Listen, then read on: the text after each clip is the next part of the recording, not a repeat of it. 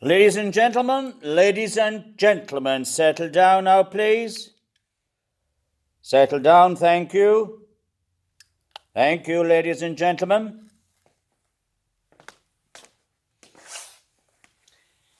Ladies and gentlemen, you are here assembled to hear why earth and heaven trembled because of the black and sinister arts of an Irish writer in foreign parts.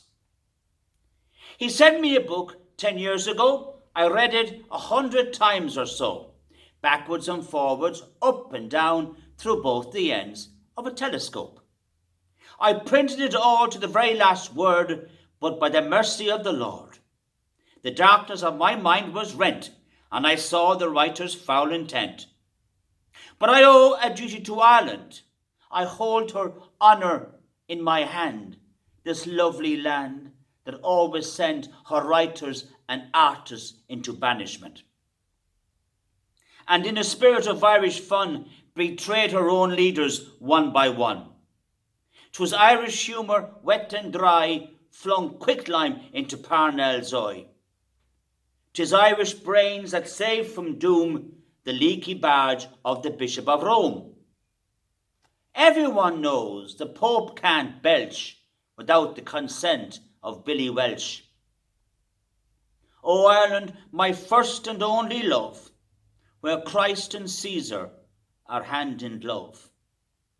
O lovely land where the shamrock grows. Pardon me, ladies and gentlemen, while I blow me nose. Now, to show you for strictures, I don't care a button. I printed the poems of Mountainy Mutton, and a play he wrote, you've read it I'm sure, where they talk of bastard, bugger and whore, and a play on the word of Holy Paul and some woman's legs I can't recall, written by Moore, a genuine gent, who lives on his property 10%. I printed folklore from north and south by Gregory of the Golden Mouth. I printed poets sad, silly and solemn, and I printed Patrick, what do you call him? I printed the great John Millicent Synge, who soars above on his angel's wing. In the play by shift that he pinched a swag from Mansell's manager's travelling bag. But I draw a line at that bloody fella. He was over here, dressed in Austrian yellow, and spouting Italian by the hour to O'Leary Curtis and John Wise Power. And writing of Dublin, dirty and dear, in a manner no blackamoor printer could bear.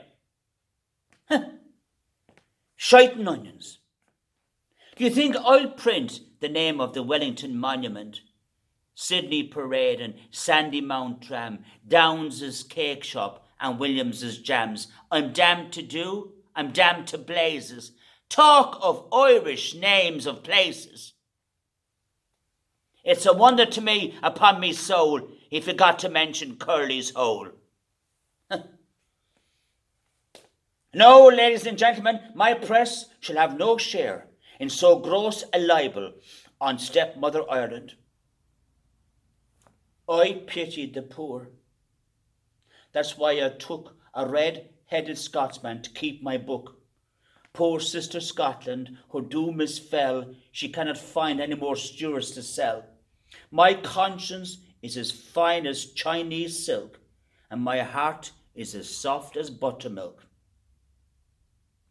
Colum can tell you, I made a rebate of £100 on the estimate I gave him for his Irish review.